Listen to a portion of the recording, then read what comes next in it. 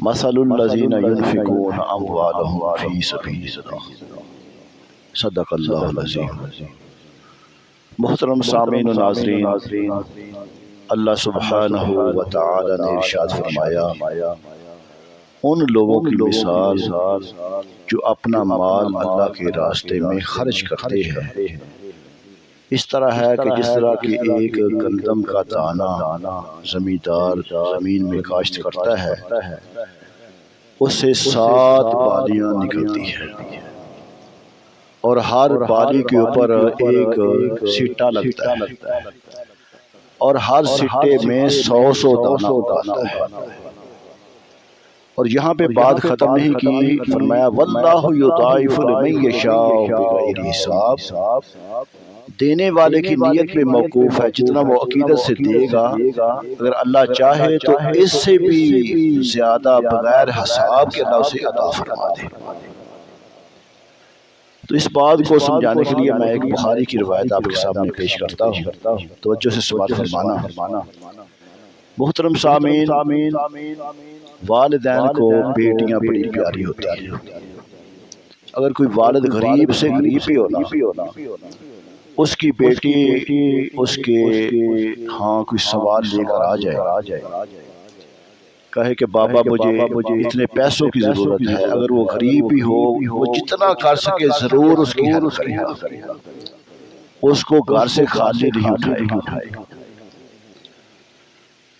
بلکہ یہاں تک ہے کہ اگر کوئی جھگڑا پیدا ہو جائے، فریقین میں صلح نہ ہو رہی ہو تو اہل اسلام جو اہل محبت ہیں، نبی کے غلام ہیں، کسی کی بیٹی ان کے گھر میں آ جائے نا تو ہمارے بزرگ کہتے ہیں گل چھاڑ دے وہ تے تیا کے گھر پہ گئی، تیاں ساریاں دیاں سانجیاں۔ محترم سامنے یہ تیرے میری بیٹی کی بات ہے۔ آج میں جو بات کرنے والا ہوں وہ تمام جہانوں کے سردار کی بیٹی کی بات کرنے والا ہوں، جو نہ صرف جنتی ہے بلکہ جنتی عورتوں کی سردار ہے، جن کا اہل عشق و محبت نام لینے سے پہلے وضو کرتے ہیں، اور جن کا نام لیا جائے تو اہل محبت کے دل عقیدت سے جھک جاتے ہیں۔ حضرت فاطمہ الزہرا رضی اللہ تعالی عنہ حضرت علی کے کہنے پہ اپنے بابا کی بارگاہ میں رہی۔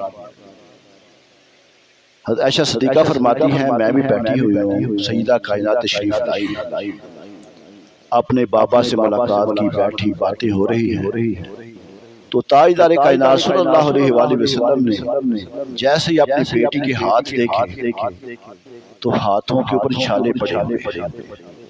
عائشہ فرماتی ہیں سیدہ کے ہاتھ دیکھا نا میرے بھی آنسو جو ہے نا وہ مجھ سے روکے نا، تاجدار کائنات کے آنکھوں سے آنسو رواں ہو گئے، ایسے ایک ہاتھ سے اپنے آنسو کو جھٹک کرنا، اپنے آپ کو سنبھالا دے کر کہا کہ بیٹی اللہ پاک خیر فرمائے، بتاؤ کس طرح آئی ہو؟ کہ ابا آج میں اپنی طرف سے نہیں آئی، حضرت علی نے مجھے بھیجا۔ اب باتیں ہو رہی ہیں تو سیدہ نے فرمایا کہ ابا سارا دن گھر کا کام کاج کرتی ہیں، حسنین کریمین بھی چھوٹے چھوٹے ہیں۔ روایات میں آتا ہے کہ حسنین کریمین کا آپس میں جو فاصلہ تھا وہ سال بھر کا نہیں تھا، 11 ماہ، دونوں کی عمر چھوٹی۔ بابا میں ان کو بھی سنبھالتی ہوں، گھر کے کام کاج بھی کرتی ہوں، صفائی ستھرائی بھی کرتی ہوں، چکی بھی پیستی ہوں، اور جب فرصت ملے تو اب تو اپنے رب کو یاد کرتی ہوں۔ تو آج علی نے یہ کہا ہے کہ اپنے بابا سے اگر کہو کہ فلاں جو مال غنیمت سے کچھ کنیزیں ملی ہیں نا ان میں سے ایک کنیز مجھے عطا فرما۔ اب توجہ سے سماعت فرمانا، تاجدار کائنات نے اپنی بیٹی کی تربیت کس انداز میں کی؟ کہا بیٹی میں تجھے اس سوال سے بہتر نہ جواب عطا فرماؤں، بیٹی تم ایسا کرنا جب بھی تم کام کاج کرتی اپنی چکی پیسنے لگو اپنے گھر کی صفائی ستھرائی کرنے لگو نا تو 33 مرتبہ سبحان اللہ 33 مرتبہ الحمدللہ اور 34 مرتبہ اللہ اکبر یہ ورد کرتے رہنا، ہر عمل کے بدلے اللہ تعالیٰ تجھے ایک غلام آزاد کرنے کا ثواب عطا فرمائے۔ ان کے اتنے پیارے انداز میں کہ بیٹی گھر کے کام کاج تو نے ہی کرنے ہیں، چکی بھی تو نے چلانی ہے اور اپنے بچوں کو تو نے ہی سنبھالنا۔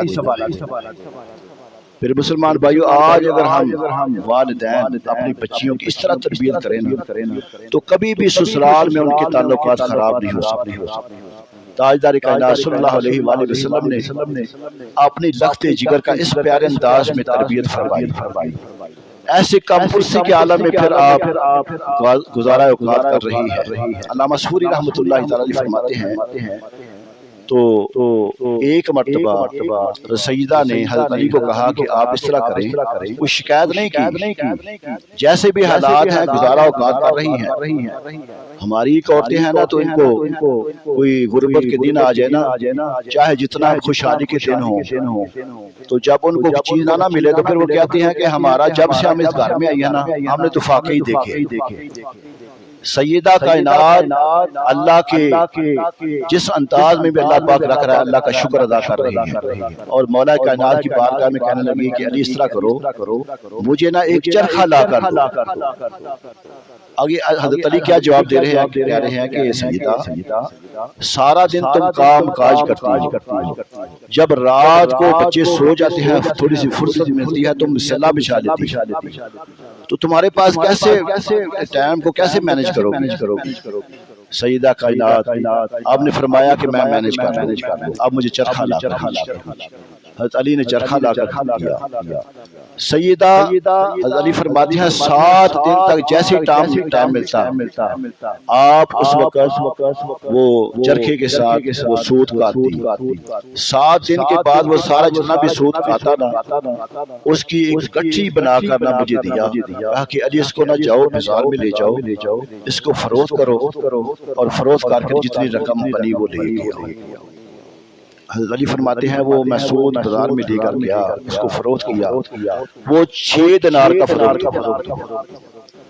جب وہ 6 دینار لے کر میں گھر آیا، سیدہ نے کہا کہ اس طرح کرو کہ حسنین کریمین کے لیے خورد و نوش کا سامان لے کر ایک فہرست ہمائی، یہ جو کا آٹا اتنا لے آؤ، فلاں چیز اتنی لے آؤ، فلاں چیز اتنی لے آؤ۔ فرماتے ہیں جب میں بازار میں پہنچا، ابھی میں اس دکان پہ پہنچنے ہی والا تھا تو ایک سوالی سامنے آیا، توجہ فرمانا۔ اس سوالی نے کہا کہ اے علی میں تجھے ہی تلاش کر رہا تھا، میں بڑا ہی مجبور ہوں، بڑی مقہور ہوں، ایک یہودی کا میں نے قرضہ دینا ہے، اس نے میرا جینا جو ہے دشوار کیا ہوا ہے، بڑے لوگوں کے پاس میں گیا ہوں، سوال کیا ہے، تو مجھے کسی نے کہا کہ حضرت علی کے پاس جاؤ، وہ گھرانہ ایسا سخی گھرانہ ہے کہ ان کی بارگاہ میں سوال کرو گے تمہارا سوال وہ رد نہیں کریں گے، انشاءاللہ تعالیٰ تمہیں ضرور نوازیں گے۔ تو علی نے کہا کہ کتنے پیسے تمہیں چاہیے؟ وہ کہنے لگا اگر 6 دینار مجھے مل جائے نا تو میرا کام جو ہے آسان ہو جائے۔ اب حضرت علی کے پاس کتنے دینار ہیں؟ 6 دینار۔ اس نے مانگے کتنے؟ 6 دینار۔ حضرت علی نے اس سوالی کو رد نہیں کیا، 6 دینار اپنی جیب سے نکال کر 6 دینار اس کو اللہ کی رضا کے لیے۔ اب ہم اپنی گروبانے پہ غور کریں نا، ہمارے پاس 10 لاکھ، اگر میں مثال دے رہا ہوں 10 لاکھ روپیہ ہو تو ہم اللہ کے راستے میں کتنا خرچ کرتے ہیں؟ مجھے ایک بات یاد ہے کہ ہمارے ملک صاحب ہیں، اللہ تعالیٰ ان کو خوش رکھے، کینٹے میں رہتے ہیں، وہ ایک دفعہ ہم بیٹھے ہوئے تھے مسجد میں، مجھے کہنے لگے قاری صاحب دعا کرو اللہ پاک مجھے نا بہت زیادہ مال دے تو میں اللہ کے راستے میں خرچ کروں۔ تو ایسے میں نے ہاتھ اٹھا کے میں نے کہا یا اللہ ملک صاحب کو 10 کروڑ روپیہ اور 10 کروڑ میں سے یہ 9.5 کروڑ تیرے راستے میں خرچ کر۔ وہ کہنے لگا نا مجھے یہ منظور نہیں۔ میں نے کہا بھائی تم آمین تو کہہ دو، پھر بھی تمہیں 50 لاکھ تو مل رہا ہے، تم آمین تو کہہ دو، اللہ کی بار میں خلوص نیت سے دعا تو کرو۔ بھائی ہمیں دعا کرنے کا نا وہ سلیقہ ہی نہیں آتا۔ تو 6 دینار ہی نا اللہ کے راستے میں انہوں نے اس سوالی کو دے دی۔ اب جب واپس پلٹنے لگے نا تو دل تو مطمئن تھا کہ اللہ کی رضا کے لیے وہ 6 دینار دے دیے ہیں، لیکن دل میں خیال ہے کہ بچوں کے لیے کوئی سامان بھی میں نے نہیں خریدا۔ حضرت علی فرماتے ہیں کہ جب میں تھوڑا چل کر آگے چوراہے پہ آیا تو ایک بندہ نا اونٹ کی مہار پکڑ کر، وہ بڑے خوبصورت اونٹ ہے، وہ میرے سامنے آ گیا۔ اس نے کہا علی مجھے نا ایک بڑی مہم پڑ گئی ہے، میں کسی جگہ پہ سفر پہ جا رہا ہوں، تو اس طرح کرو پلیز مہربانی کر کے نا یہ اونٹ مجھ سے خرید۔ تو میں نے کہا بھی میرے پاس تو پیسے نہیں ہیں۔ اس نے کہا کوئی بات نہیں، جب اس کو فروخت کرو گے نا پھر مجھے پیسے دے دینا، تم لے لو، اور یہ میں 100 دینار سے نہ کم فروخت نہیں کروں۔ ایسی اس نے بات کی، لگام مجھے پکڑائی اور وہ آگے کو چلتا بنا۔ میں کچھ دیر تو سوچتا رہا، پھر میں نے کہا اس نے اپنی رضا سے مجھے دیا ہے۔ اونٹ کی مہار میں نے پکڑ کر تھوڑا سا فاصلہ طے کیا، آگے سے ایک خریدار بھی آ گیا۔ اس نے کہا علی یہ اونٹ فروخت کرو گے؟ میں نے کہا ہاں فروخت کروں گا۔ اس نے کہا 160 دینار سے زیادہ میں پیسے نہیں دوں گا۔ ادھر اس چوراہے سے اونٹ میں نے لیا اور آگے چوراہے پہ وہی اونٹ 160 دینار کا میں نے فروخت کر۔ اب اس نے نقد پیسے مجھے دیے۔ آپ فرماتے ہیں کہ ابھی میرے دل میں یہ خیال پیدا ہوا کہ کاش وہ جس نے مجھے اونٹ فروخت کیا ہے وہ مل جائے نا تو میں اس کا قرضہ ابھی سے بھی چکا۔ جیسے وہ پیسے لے کر پیچھے بازار کی طرف مڑا کہ اب میں نا اپنے بچوں کے لیے کچھ خورد و نوش کا سامان خرید لوں، تو وہی وہ بندہ جس نے اونٹ فروخت کیا تھا وہ سامنے مجھے نظر آیا۔ میں اس کو آواز ماری، میں نے کہا بھائی وہ اونٹ فروخت ہو گیا، اپنے پیسے دے۔ 100 دینار اس کو دیا۔ فرماتے ہیں 6 دینار کا میں نے سودا خریدا اور واپس جا کر سیدہ کو وہ سودا بھی دیا، اور وہ باقی جو 54 دینار تھے نا وہ بھی ان کی تلی کے اوپر۔ اب سیدہ نے جب دیکھا سامان بھی آ گیا ہے اور یہ اتنے دینار بھی مل گئے ہیں، اب وہ اچانک نا وہ خوش نہیں ہوئی، چونک گئی، کہا کہ علی مجھے سب سے پہلے یہ بتاؤ کہ 6 دینار کا تو یہ سودا آ گیا، یہ اتنے دینار کیسے تمہارے پاس آئے؟ تو حضرت علی سیدہ کی بات سن کر نا پریشانی اور خوش ہوئے، کہا سیدہ مجھے یہی امید تھی آپ یہی سوال کریں۔ حضرت علی نے سارا واقعہ سنا کہ اس طرح اللہ پاک نے نا سبب لگایا ہے اور اس طرح یہ میرے پاس اتنے دینار آ گئے۔ تو سیدہ کائنات نے جیسے ہی خوشی کی خبر سنی اپنے بابا کو یاد کیا، کہا علی اس طرح کرو کہ یہ سارا واقعہ میرے بابا کی بارگاہ میں جا کر پیش کر۔ دوستو جو بیٹیاں ہوتی ہیں نا وہ جہاں پہ بھی رہیں نا اپنے والدین کی خوشی کے وقت وہ ضرور یاد۔ عورتیں اپنے خاوند کے حق میں بھی دعا ضرور کرتی ہیں، لیکن جتنا وہ دل سے ڈوب کر اپنے بھائی کے لیے دعا کرتی ہیں یا اپنے بیٹے کے لیے دعا کرتی ہیں نا اتنا وہ اپنے خاوند کے لیے دعا نہیں کرتے۔ ہم اپنی عورتوں کو نا 1 لاکھ روپیہ بھی وہ ماہانہ خرچہ دینا تو وہ کہتی ہیں اتنا مجھ پہ دین نہ کرو، سارے لوگ اپنی بیویوں کو خرچہ دیتے ہیں۔ لیکن آج عید کا موقع ہے، اگر کوئی بھی بھائی اپنی بہن کو 2-4 ہزار روپے کا سوٹ لے کر دے دیتا تو وہ بہن خوشی سے پورے نہیں سماتی، وہ اپنے پورے محلے میں اپنی پوری برادری میں وہ دکھاتی پھرتی ہے کہ میرا بھائی آیا تھا مجھے وہ عیدی دے کر دیا۔ وہ بیٹی اگر والد اپنی بیٹی کو 2-4 ہزار روپے عیدی دے کر آ جائے گا نا تو وہ بھی خوشی سے نڈال ہو جائے گی، سارے محلے والوں کو بتائے کہ میرے پاپا آئے تھے مجھے اتنی عیدی دے کر گئے۔ یہ رشتہ ہی ایسا ہے۔ تو فوراً خوشی خبر سن کر نے کہا کہ میرے پاپا کو جا کر بتاؤ۔ مولا کائنات مولا علی کرم اللہ وجہ کریم فرماتے ہیں کہ مجھے یہی گمان تھا کہ جیسے تم خبر سنو گے تو یہ مجھے ضرور کہو۔ علی کرم اللہ وجہ کریم اس خبر کو لے کر فرماتے ہیں جیسے میں تاجدار کائنات صلی اللہ علیہ وآلہ وسلم کے سامنے میں ظاہری ہوا نا تو مجھے بتانا نہیں پڑا، نبی پاک صلی اللہ علیہ وسلم مجھے دیکھ کر مسکرانے لگا۔ کہا علی مجھے بتاؤ کہ میری بیٹی کے دیناروں میں اللہ پاک نے کتنی برکت نزول فرمایا۔ فرماتے ہیں میں نے کہا کہ یا رسول اللہ یا حبیب اللہ آج تو بغیر حساب کے اللہ پاک نے عطا فرما دیا۔ وہ جس طرح عام مثال ہے نا 10 دنیا میں فوراً اللہ پاک نے عطا فرما دیا۔ تو تاجدار کائنات صلی اللہ علیہ وآلہ وسلم نے فرمایا کہ علی غور سے سنو، وہ جو اونٹ فروخت کرنے والا تھا وہ عام بندہ نہیں تھا. جب تم نے اللہ کی رضا کے لیے اس سوالی کو خالی نہیں نہ موڑا تو وہ اونٹ فروخت کرنے والے میکائیل علیہ السلام تھے اور تم سے اونٹ خریدنے والے جبریل علیہ السلام نے. یہ سارا اللہ پاک نے ان کی خرید و فروخت کا اہتمام کیا ہوا. تو میرے مسلمان بھائی عزیز دوستو، جب ہم اس طرح اللہ کی رضا کے لیے اپنے مال کو خرچ کرتے ہیں تو پھر اللہ پاک ہمیں ایسی جگہ سے عطا فرماتے ہیں کہ بندے کا وہاں پہ گمان بھی نہیں جا سکتا. تو اللہ سبحانہ و تعالی ہمیں اپنے مالوں کو اللہ کے راستے میں خرچ کرنے کی توفیق عطا فرمائے.